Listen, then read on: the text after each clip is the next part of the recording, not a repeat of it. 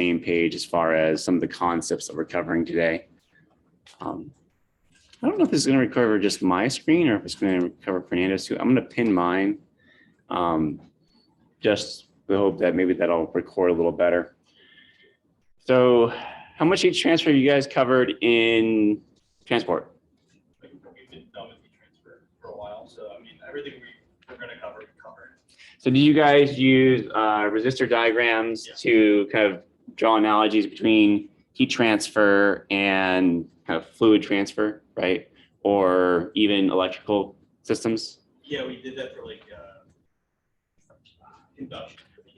Yeah, so if we say that we have an element right here, right? And this is at 200 degrees, right? I'll say it's 200 degrees Celsius. And there's a series of resistors. And say the resistors represent a different positions on an aluminum pipe. And then there's a cooling spot here at one end of the pipe, right? So it's not cooled along the length, it's cooled at the end. And this is cooled down to 100 degrees Celsius, right? What would you guys expect the temperatures to be at these points? I mean, is it cooling evenly? Well, so let's say it's heated here and it's cooled here. And it's like the same material It's throughout. the same material, same geometry all the way throughout. It should be. We're saying that the thermal resistance, right? I'm just calling this RT. Here is the same for each of these. Should be. It's 100 divided by 2 at each one of those. So we're going to have an equal drop across all three of these. That's basically what I'm trying to get at, right? The temperature drop across this guy, and the temperature drop across this guy, and the temperature drop across this guy is going to be the same. Yeah. Right. So if we're saying that there's 100 degrees of temperature drop at each point, right? Yeah. So I'm going to go down 33 degrees, right, at each of these. So it's going to be minus 33 degrees. So we're going to be at 166 here, right? Minus another 33 here, 133. And so you can see that we have that linear temperature range, right? And then if we change the geometry on this, right, if we make one of these tubes larger, then the thermal resistance is going to go down, right? And so we'd see a smaller temperature drop at the first part, a larger temperature drop at the second part, and then kind of as we go through, right? If we cooled along this entire length, then we would have some amount of heat loss going in kind of this direction, right? Coming out. So if I'm cooling at all these points, then the temperature here would be a function of how much heat is coming out at that point, right? As well as the temperature at all the other points. And you could do like a node voltage analysis kind of thing or an equivalent to that, right? Replacing your current in terms of electrical current with heat flux if you knew the resistances of all these elements. So when we're doing thermal analysis in SolidWorks, really what we're doing is we're doing these networks of nodes. Each of them is connected by a certain amount of thermal resistance, right? And then we're just monitoring how the heat flows through that system. Does that make sense?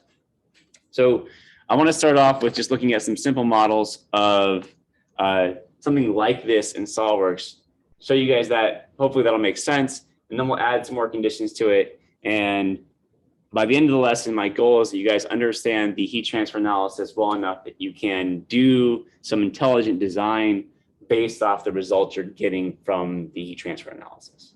That's when I have you guys submit for the progress update for class today. Sound good? All right, so let's start by looking at SolidWorks. I'm going to share my screen.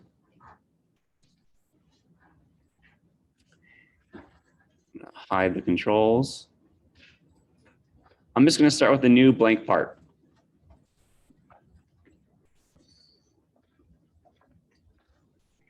And I'm going to use the watts.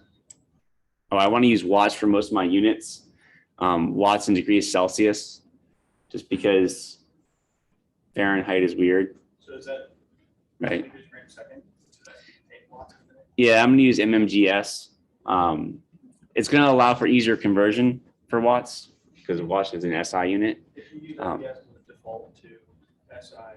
I don't think so. I think it's gonna still do power, I think, in watts and joules. I don't think it'll switch to BTUs. It might. But honestly, like those units are so bad. Like all the conversion factors don't make any sense, right? It's like, you know, you have 32, 64, and they're not base 10, right? They're like base 6 or something. So, I wouldn't bother doing that. So I'm in millimeter gram second. I'm just gonna make a aluminum rod that has a 10 millimeter diameter, right? So I'm gonna take that right here. I'm gonna give it a diameter of 10 millimeters. And I'm in MMGS, so that's already good.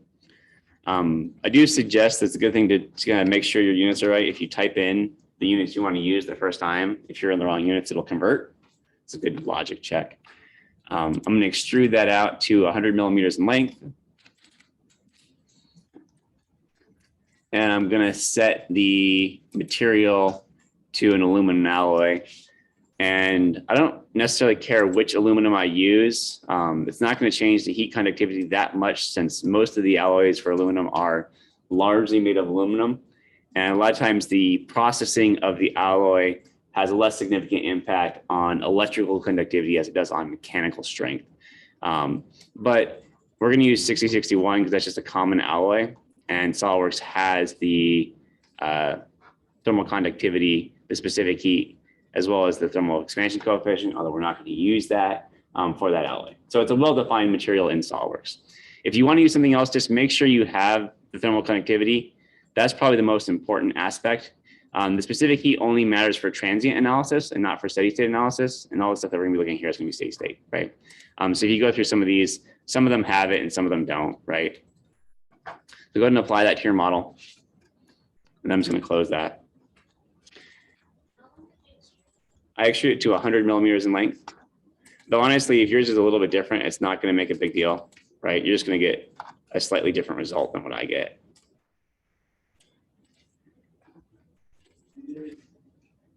$10 millimeter diameter, 100 millimeter length, aluminum 6061 alloy. You didn't modify the parameters. I didn't modify them. I was just showing you a couple different options that you had there, and some of them have the thermal properties that you need, and some of them don't. Okay. All right, make sure your simulation add-in is turned on. I'm just going to turn off flow simulation just to save some resources. And then in this simulation tab, we're going to do a new study. Just click on the new study button. And then we've done static a lot. So you guys are probably really familiar with the static study setup. We're just going to do a thermal study instead. So you see down at the bottom, we have thermal. So I'm going to click on that. And then I'm going to click on the green check mark. Again, just doing that a little bit slow to give you guys time to find those options and to click them. Now, this should look fairly familiar. I've got the mesh, which is not actually been meshed yet. I have connections that I can add between components, which is mostly important for if you have an assembly. We don't have an assembly, so we don't have to worry about that. But in the thermal analysis, you just basically on the connections, you got to decide whether or not those connections are going to transfer heat and if there's any resistance between the connections, right? So it doesn't add that much complexity to it. And then almost everything we're going to really do today in class are going to be thermal loads. So I'm going to start with adding a temperature load to one side of this rod and then a cooling condition on the other side. And what we should see is that there's a linear relationship between the length along the rod and the temperature of the rod. That make sense? So I'm going to right click on this. You can see we have options for temperature, convection, heat flux, heat power, radiation. I'm just going to use temperature. I don't want it on the outside. I didn't have that extruded. I'm going to delete that one. I don't want to use the feature. I want to use just a face. So I'm going to find my origin. So my origin is on this side. I'm just going to make that where I'm going to apply this temperature load. I'm going to make it Celsius, and I'll make it 100 degrees Celsius, which hopefully you guys recognize it's the boiling point of water, right? Kind of a comfortable room temperature in Celsius is usually around 23, 24 degrees. Some people might get more 22. 22 is pretty common for places like this where they like to keep it cold. So if you go to a hotel or something like that, usually it's like 22 degrees Celsius. Do you like Celsius as like a? As an every day-to-day unit? Yeah. I'm not as much, just because there's a big temperature difference between a degree Celsius. Like, so going from 22 to 23 is a lot more significant than going from 75 to 76, right? But for scientific stuff, it helps because, you know, a lot of things in relative to like boiling points and melting points, it's easier not to have huge numbers, right? And for all the stuff we do with like the 3D printers, you know, all those melting points are all in Celsius. And so that it helps from that standpoint. So I've got hot end on one side. I'm going to cool the opposite side. So I'm going to go back into my thermal loads. I'm going to specify convection. In Canvas, I have a link on the lesson page for different heat transfer coefficients. We're going to use a heat transfer convection for low speed airflow over the surface. So 10 watts per meter squared per degree Kelvin, which is the same as per degree Celsius because it's a relative difference, right? So it's a difference between the body that we're looking at and the fluid as a function of temperature of the fluid relative to the body, right? And keep in mind that the way we have these resistors drawn up here, right? We could model that area times that value as another resistance, right? And I'm gonna draw that up on the diagram here in a minute. But right now, what we're looking at is we have the resistance of the rod, right? And the rod along its length has the same resistance. And then we're also gonna have a resistance for the flow for convection. So also this is all conduction, right? So conduction.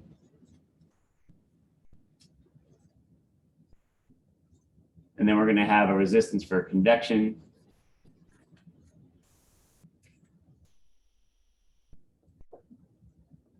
And then we're going to have some heat flux output, right?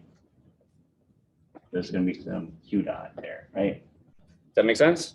And we don't know what that Q dot is going to be because it's going to be a function of the temperature, right? So all I know is that here I'm going to have some cooling capacity on this side. So what is my temperature going to look like? And what is how much temperature difference am I going to have in the rod versus at my cooling interface? And with this kind of model, that's a very easy question to answer. But as we add more complexity to the geometry, that question becomes extremely difficult to answer, right? So hopefully that will become apparent as we look into it.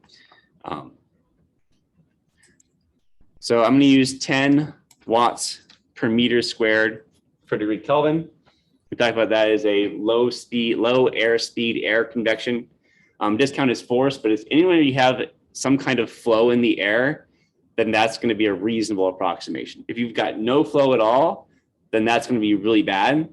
But the actual convection coefficient is really dependent on geometry, right? So you could get as low as like, 1, maybe even a little bit less if you had a flat horizontal plate. Once you got like a vertical plate, then you're looking at somewhere between probably 4 and 5. If you've got like bars and stuff like this, and they're cooling the entire bar, then there's math for every possible geometry, and usually it's fairly complicated. So we're just going to keep it simple. We're going to use a single convection coefficient the whole time, just for easiness. And that's all we need for this first simulation. So I'm going to go ahead and run this. You don't need the bulk temperature to be changed? Nope. It's going to calculate temperature for me. It's going to put temperature on that one end at 100. And it's going to say, okay, if that temperature is 100 and wait, I did need the exterior temperature, didn't I? For my convection coefficient. There's like a bulk. Yeah, I don't want my ambient temperature to be 0 degrees Kelvin. That's not good. Yeah, let's do 20 degrees Celsius. So 293 degrees Kelvin. I don't know why they didn't give you an option to change the bulk ambient temperature to something not Kelvin. But whatever, we'll use 20 degrees Celsius, which is cold, but not super cold, right? What is 20 degrees Celsius right now in Fahrenheit? 20 C in Fahrenheit. So that's 68 degrees, right? So a little colder than like a typical room temperature over here.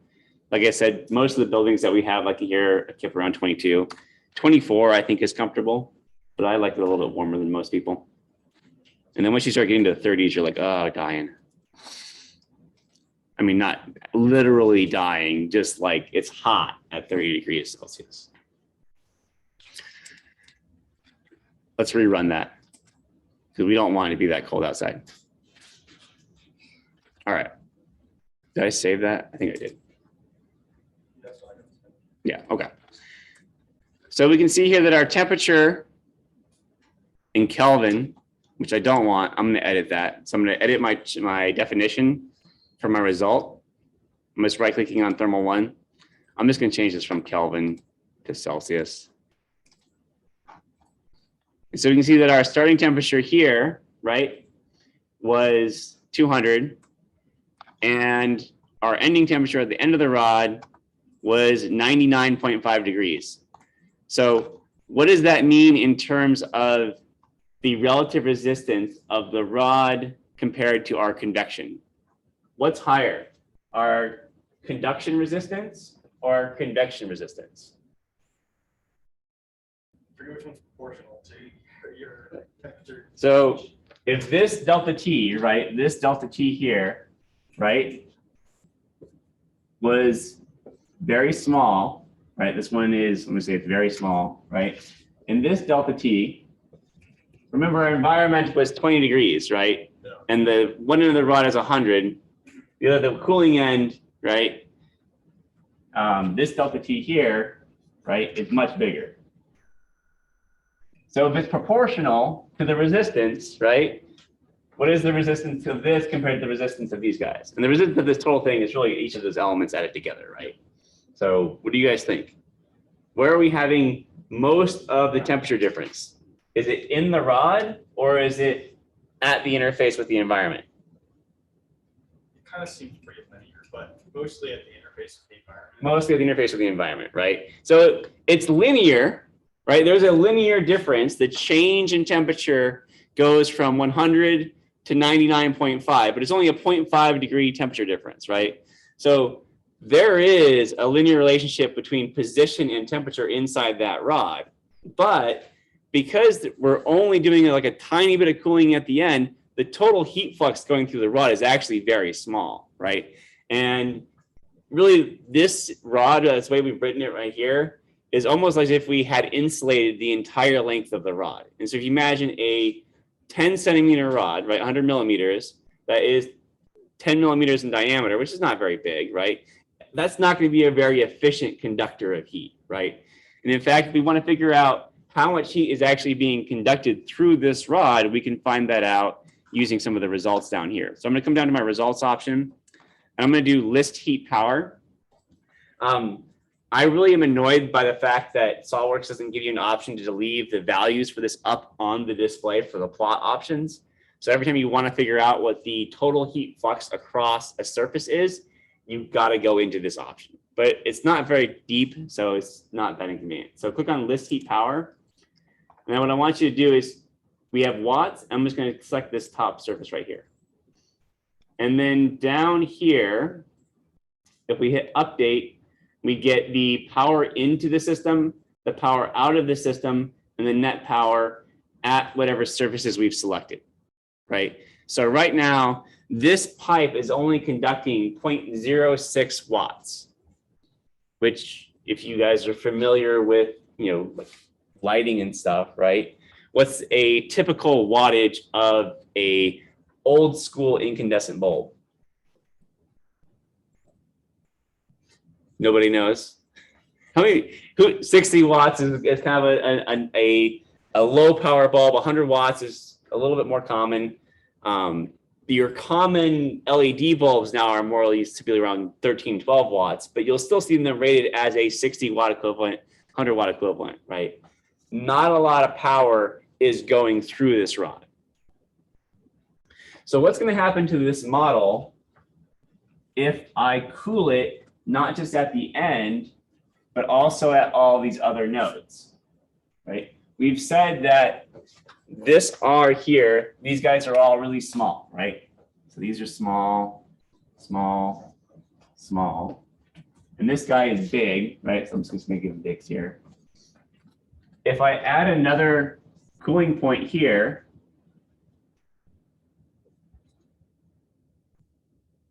right? We're going to be able to get more thermal loss.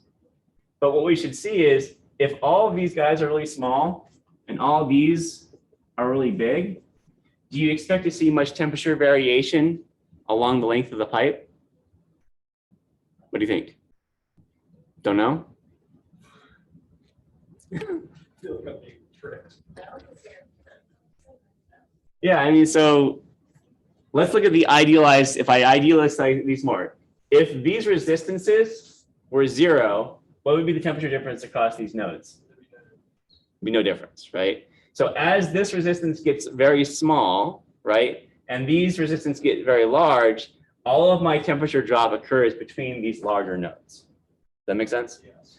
So let's see what happens when we do that. I'm going to add, and keep in mind we're at 0.6 watts on that first one. I'm going to go into my convection option.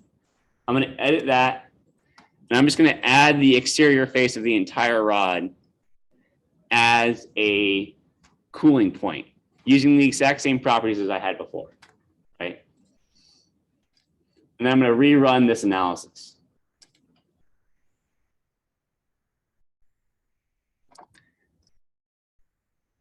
It's a little hard to see, but now this gradient is actually a logarithm where the difference in temperature as a function of length is now decaying.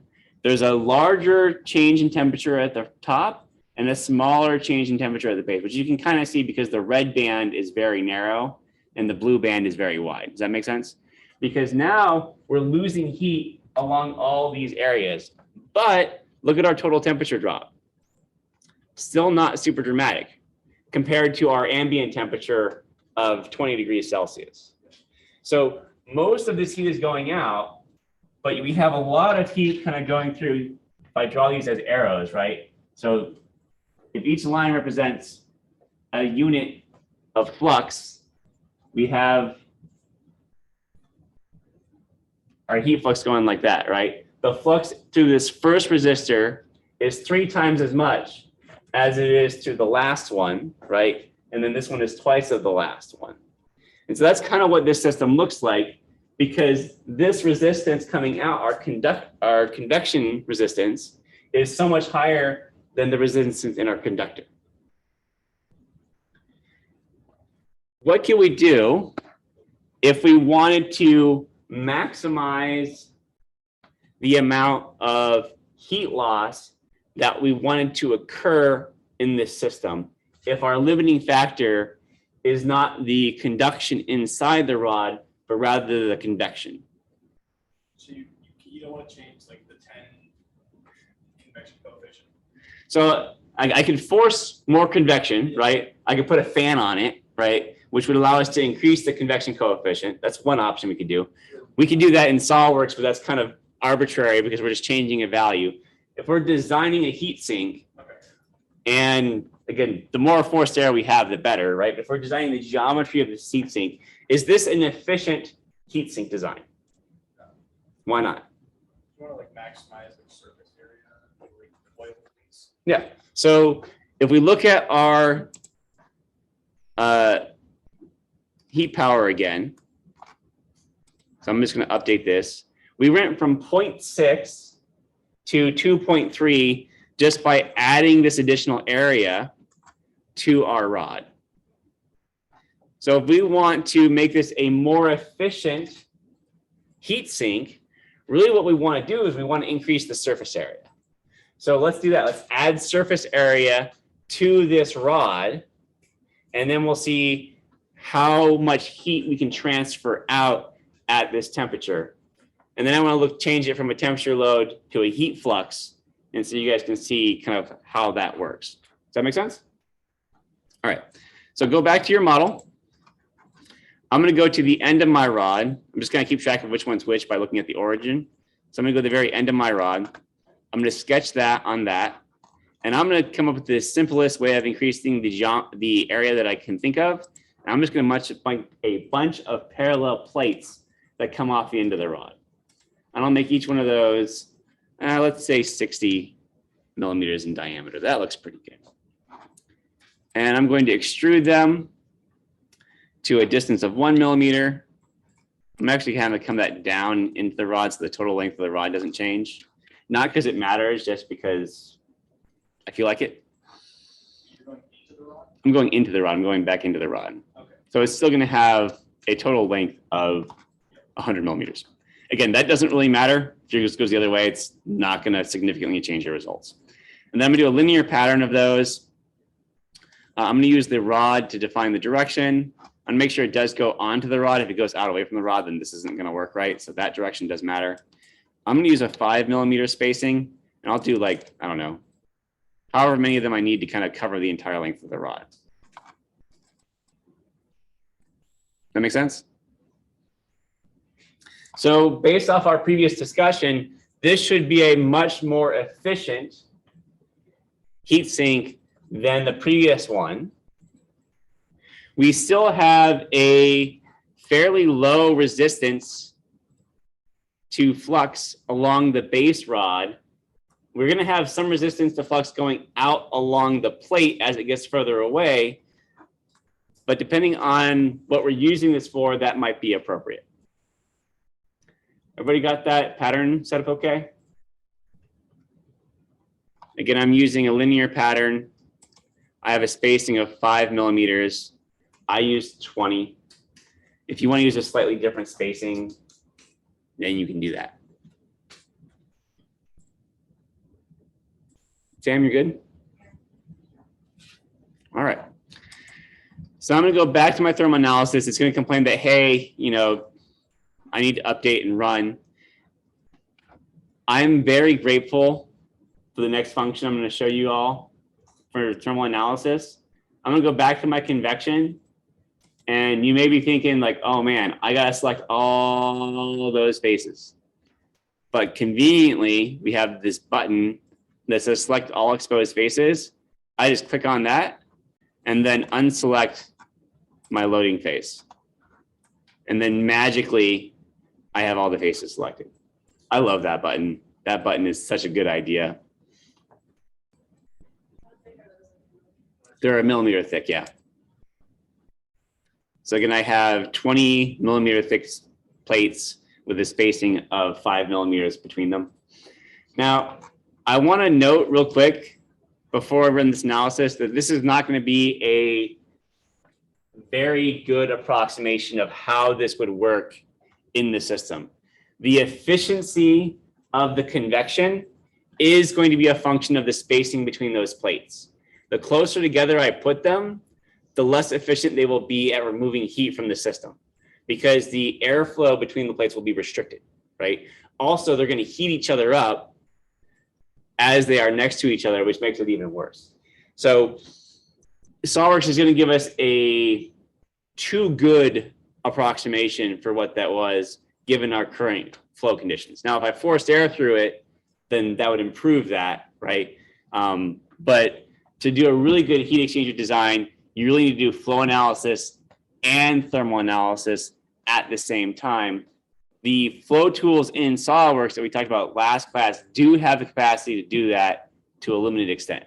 So you can really do deep dives into this stuff and get better results, but this is okay for what we're doing right now. Let's go ahead and run this. Remember, we were convecting a little over 2.5 watts, I think, in the last run. I don't know what the relative mass difference between that previous application and this one was. We probably more than doubled the mass, but I would be surprised if it was a significant, it wouldn't be an order of magnitude increase, I don't think. You said you wanted to change the temperature to a flux. I do, but I'm going to do that next. Okay. Because I want to be able to compare the results from this one to my previous one more directly. I also want to have an idea of how much heat this is going to conduct before I do that, because I don't know off the top of my head. Now, as your models get more complicated, just like in our FEA analysis, it's going to take longer for this to run because it's going to take longer for it to mesh. It's also more elements for it to calculate. Also, these thin plates, because they're thin, have more elements in them than like big bulky things, right? So the more geometry you add to your model, the worse that's going to be. if you pay attention to this diagram here, if I look at the heat distribution, hopefully you can see that. I'm going to turn my display for these guys. I'm just going to hide those so you can see it a little better. I right-clicked on the convection. I just hid the arrows. That distribution in terms of the gradient should look about the same as what we saw before, because we still have this same kind of setup where there is a relatively constant flux going out radially along the length. And so as I go down, the amount of heat that is transferring through the pipe is going down. And so the temperature gradient along the length of the pipe also goes down. Does that make sense to everybody? And in this point, we can actually see that our cooling capacity has gotten large enough that we have a significant drop in temperature as we go to the kind of the further distance from this starting point. And with this current heat flux, with this current temperature, this cooling system is probably overly designed because we're getting close to our ambient temperature, and we will never, ever, ever, ever, ever, ever get actually down to ambient temperature in this kind of model. It always has to be higher, right? Because there's always going to be some resistance between that last bit of our model and the air temperature. So kind of the last half of this is probably not doing us very much good in terms of conducting heat away. But how much heat are we conducting with a load to maintain 100 degrees Celsius at that base? So I'm just going to go to my heat power, click on that surface, click update, and now I'm doing 29 watts. So I got an order of magnitude increase in the amount of power I was able to conduct out of that system, right? And I don't think I got an order of magnitude change in the amount of mass that I used, although I probably should check that. So currently, my mass properties, this is 169 grams. Without these two features, we were at 21 grams. So not quite as good as I was hoping, but still not bad. Our change in flux, the delta in change in flux, the relative change in flux was better than our change in mass. But we are kind of not using the last half of this. So I probably decrease the number of plates by 2 and have a relatively similar heat flux. Now what I want to do is I want to change my loading condition from a temperature condition to a heat flux condition to calculate temperature. Most of the time, like we talked about in the flow analysis, I'm either specifying a flow rate and then using that to calculate like a pressure, or I'm specifying a pressure and using that to calculate a rate. So in temperature analysis, you're usually specifying a temperature and then measuring how much heat flux is being conducted, or you're applying a load, a power load, and measuring how much temperature you have. So if I wanted to use this to cool a device that I wanted to keep at a certain temperature, then this condition would make sense, right? Because I would know how much energy I can take out at that temperature. If I wanted to cool a 100-watt device, or a device that's putting out 100 watts of power, I really want to know how hot that device is going to get, right? So what I'm going to do is I'm going to show this again just so we can see it. I'm going to suppress my temperature load. And I'm only suppressing it because it allows me to toggle back and forth between that condition and the energy condition a little bit more easily. I'm going to right click on thermal loads and I'm going to do a heat flux. Actually, so I want to do heat power. Heat flux will give me the ability to specify it per unit area, and really I just want to specify the amount of heat going into the system. So I'm going to do heat power, and I'm going to click on this back face, the same face I used before. I'm going to put it in 100 watts, which is like your old-timey light bulb amount of power. It's a lot of power. It's not a lot of power. You know, I think most of you guys' microwaves and things like that are probably 1,000 watts. You know, your ranges and stoves have a higher capacity for that.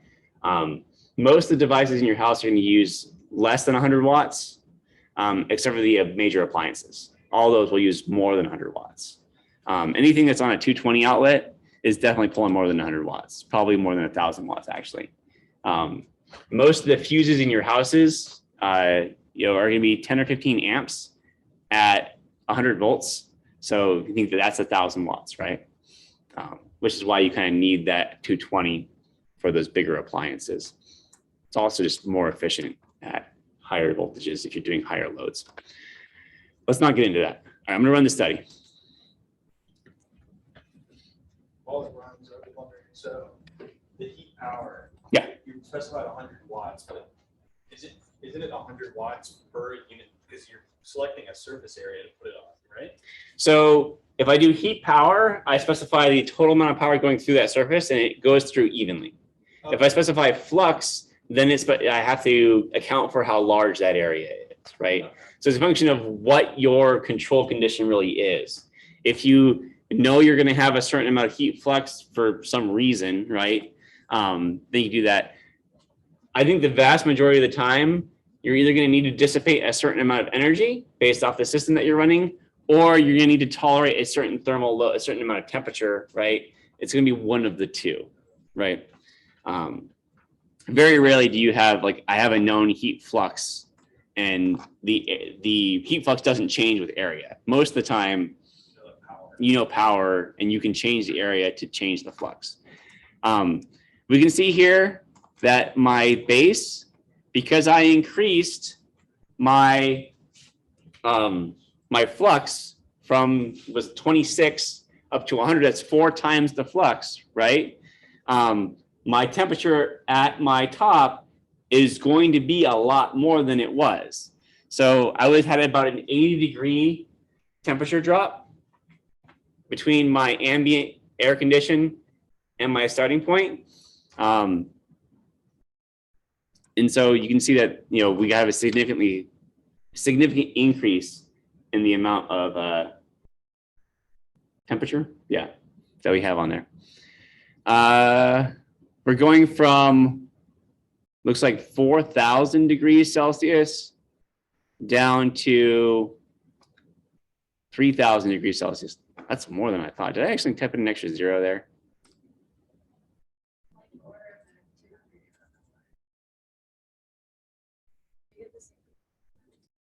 I don't have Kelvin, so. Yeah, right click on temperature, do edit definition, and then change it from temperature, Celsius, or Kelvin, whatever you want to there. That's a lot more than I was expecting. Yours at 297 too? What did I do different? Oh, I wonder, let me check this real quick. Yeah, okay. Wait, no, that's good. That's what I want. Did I check the wrong one? I did suppress and unsuppress my plates. I'm wondering if all those faces are still selected. It looks like they're all still selected.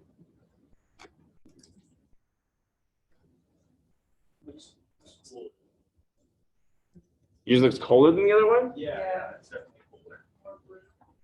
Like there's. Well, the highest temperature, the peak temperature is lower than. Yeah. So it makes sense. no, I mean you have 297 degrees. Oh, my bad. Yeah. Right, so that's still higher. Yeah.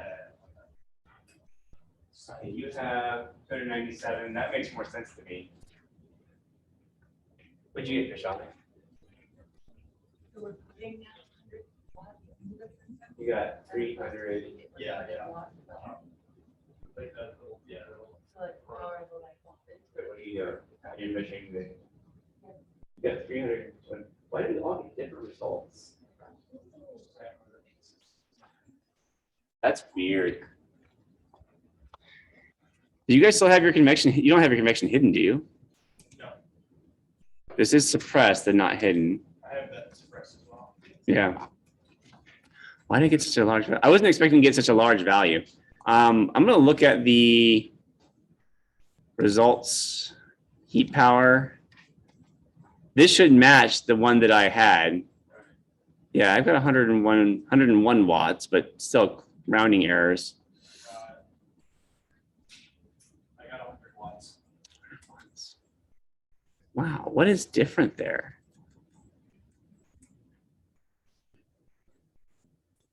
I'm gonna try running my study again. I wasn't expecting to see that large of a. I was expecting to see something closer to what Sam and Patrick got in terms of the temperature increased. but it didn't increase. It increased by a factor of like maybe 4 or 2 or 3, not a factor of 10. So I'm not sure why this one is giving me such a large output. I could have something set up weird. No, my connections are all the same. I might toggle back to my temperature and then see what that does. You guys are using 10 watts per meter cubed, right? For your convection coefficient? Yep. Yeah. I'm going to define a new thermal plot just to see what it says.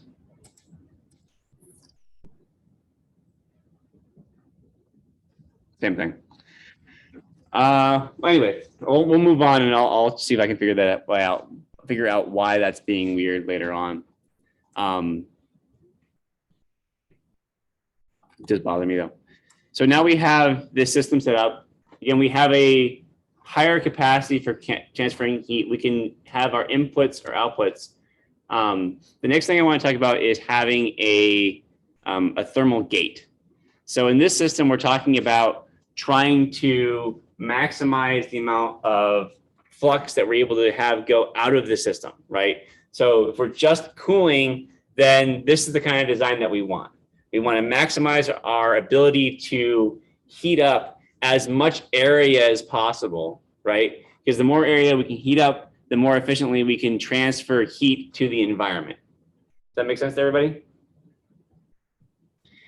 If I want to keep one side of an object cold and another side hot, then typically I'm only cooling one area, and I want to restrict the amount of heat that can transfer through a part.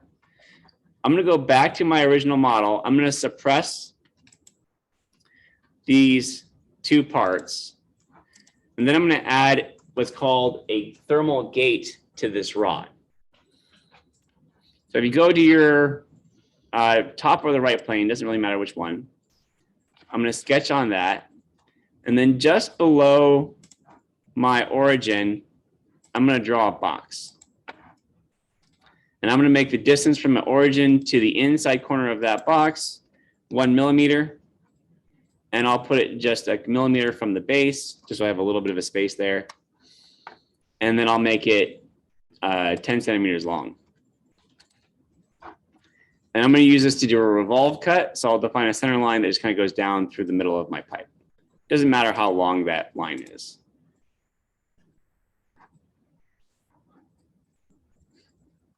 Questions on that one? So since the conductivity of the pipe is a function of the conductivity of the material and the cross-sectional area, if I greatly decrease the cross-sectional area, I will have more resistance to heat flux in that section of the pipe than in the other sections of the pipe. So I'm going to accept that, or so I'm just really going to go into my features and do a revolve cut. And so now I've got my thermal gate. And if you want to, you could just rename this. It's helpful to name the features in your model sometimes, just so you know what they're for. Helps with kind of design intent. I'm going to go back to my study here. So the idea is just remove surface area too. It will not to remove surface area, but remove conduction area, right? Okay, yeah. So if this side is going to say, I'm going to change this back. I'm going to unsuppress my temperature and suppress my heat power. And then on here, what I'm going to do is I'm going to edit this.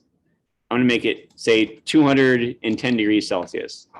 So for example, the heater on my 3D printers, they want the hot end to stay hot and the cold end to stay cold. But those two things are connected by a metal tube. So really what they want to do is they want to have the thickness of that tube be really small next to where it attaches to the hot end, and then go to a big fan, right, a big heat sink right after that. Because that's going to make the temperature difference right in that last section of the tube the greatest. On my convection, because I got rid of a bunch of faces, I need to edit this and kind of reassign faces. I'm actually not going to use that top face just for the sake of it. Actually, I'm just going to use just the end again. That'll make it a little bit easier for you guys to see the relative difference between the temperature drop at that neck, at that gate, versus the temperature drop in the rest of the tube. So just use that far end face.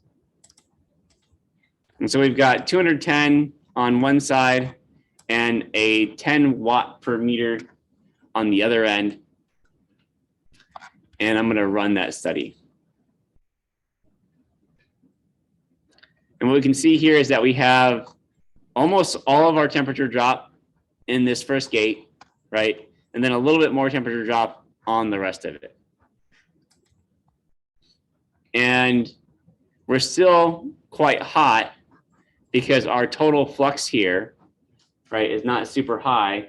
But if we increase our cooling capacity at the end, then we'll see a much more significant drop. So I'm going to go back to my model. I'm going to unsuppress my pattern. I'm going to do stop and repair. I need to change this pattern so it doesn't go into the area of my gate. So I'm just going to decrease the number of fins I have by, let's do 18 because that should be enough. There we go. It's complaining about this too. Probably just because I lost my edge. Yeah. The thing that I had selected to put that onto that edge disappeared. I'm going to actually use the endpoint here because I know that won't go away as I mess with my surfaces. You probably don't have to fix that because it still resolved the geometry fine. And that's all we really need for our analysis. What's that? So I had selected the side of my cylinder. And since the side of my cylinder got cut up into a bunch of sections, it's like, oh, that edge doesn't exist anymore because you cut it, right? So whenever you break one line segment into multiple line segments, you kind of have a chance of losing the one that you picked. On my convection, again, I'm going to edit this again. I'm going to do select all faces. I'm actually not going to cool this at the base because really what this is going to do is it's going to go to a fan, which is going to force air across these plates. And then that's how this thing is going to cool, right? Yeah, so I went into my convection, I did edit definition, I selected all faces so that they're all selected. And then I just selected the kind of the gate area. So that way those are unselected. So I'm toggling them off.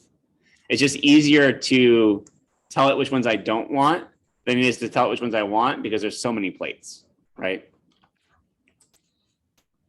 And I'm going to run this one more time.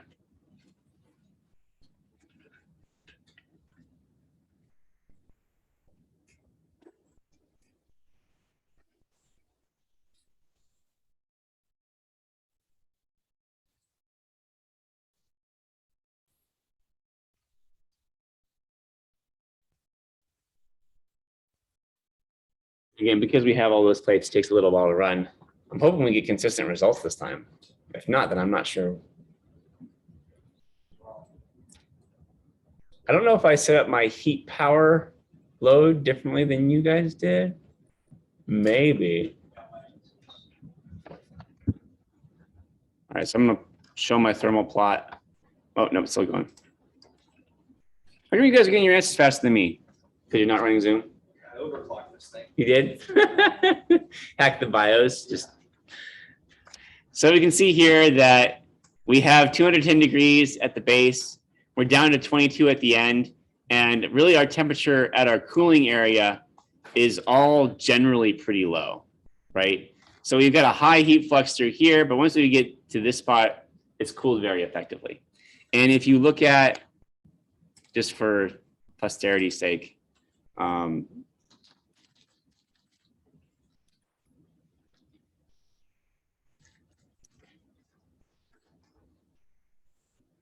the cooling systems on these you can see right there. Can I leave that up on the screen? Right here, there's the thermal gate. Because this is the heating block. This part gets hot. I want this part to get hot. I want this part to stay cold, right? So there is the heat sink portion. There is the thermal gate. And keep in mind that this is a tube. So really the wall thickness at that endpoint is quite small. And so its capacity to transfer heat up into the rest of the assembly is limited. Now there's a trade-off there because it has to be large enough to be strong, not fall apart. But again, I want it to be thin as possible so that way it doesn't conduct heat up. And it's kind of like the counterintuitive things where you think that if you wanted to keep something cool, right, you might maximize that area. But really we have two systems that we're designing for. If one is to contain heat at one position, you want something like this. If your goal is to maximize the amount of heat you're transferring out, then you really want that base rod to be large enough that it is not restricting the flow of heat. So like a heat sink on a CPU, more like that. More like this, yeah. And actually, the heat sink on the CPU, you really want to maximize the contact area with the CPU, and then have all your fins come off of that contact area. Yeah. So what I want you guys to submit for class today is really just these two designs. This one here, where we've maximized the amount of heat we can conduct out of the system. And then this one here, where you're able to restrict the amount of heat coming out. So we're isolating temperature, right? So if our goal here is to keep the temperature in one spot, we want to design like this. And if we want to try and conduct as much heat as possible, we want to design like that. If you are curious and you want to spend a little bit extra time playing with it and designing a different heat sink to more efficiently conduct heat away from the system, then by all means, take some time to do that. Or if you want to play with it and try to find a better system for achieving a specific temperature distribution, go ahead and do that. But at least submit those two configurations. And you can just save them as separate files. If you want to make them different configurations in the same file, that's fine too. Okay, so not like screenshots. No, don't I was gonna do screenshots. you and your screenshots, Patrick. It's so easy. If you want to do a screenshot, 2 screenshots, that's fine. I don't know why it's any easier. You just save the file as a part and then you upload that file. You screenshot, you got to take the screenshot and then save the screenshot and then upload that. Yeah, so on the model, for the thermal gate to show up properly, we need to make sure that our pattern doesn't go too far down. And then on the gate, we just have our cut extrude, or really it's a revolve cut. Are you thinking about how did I rename it? Oh, wait, never mind. I thought that was open. Yeah, to rename it, you just double click, slow double click, and then I can say like, this is the fins. Maybe I say cooling fins. Maybe I make this cooling fin. It's cooling fin singular and cooling fins plural. This is 13. 13, sorry. Today is the 15th. Do you mind opening like a submission? Isn't it open? Let's do like a submission. Oh, maybe I'm looking at the. Week 13 progress update, due April 15th. I can put it on the main page if you want. No, it's okay. Fernando, any questions? Otherwise, I'm going to stop the recording. I guess real quickly before I stop the recording, next week we're basically done with new content at this point. So you guys have, well, Kashana and Patrick have one more project.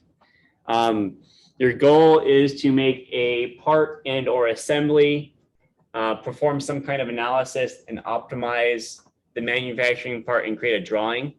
So, but I want you to do that for something that is not just for this class.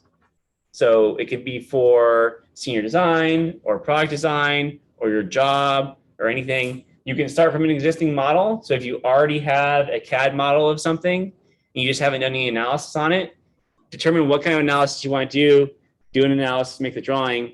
But I want you guys to submit that so I can give you feedback on the model, the analysis, kind of the manufacturability, as well as the drawings as part of this class. Does that make sense? So it can be whatever you want, Just has to be a model, some analysis, and a drawing. And it should be something that's not just a widget. It should have some defined function for hopefully something outside of class. Next week, we're going to have a work day for the projects. So Sam, if you want to come and ask questions, you can do that. We'll do a little bit of review for CSWP.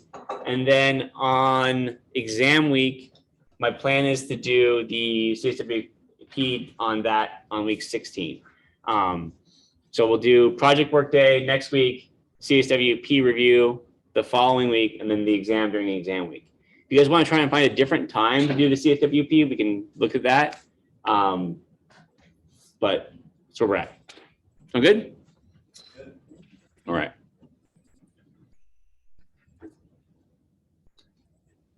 Stop recording.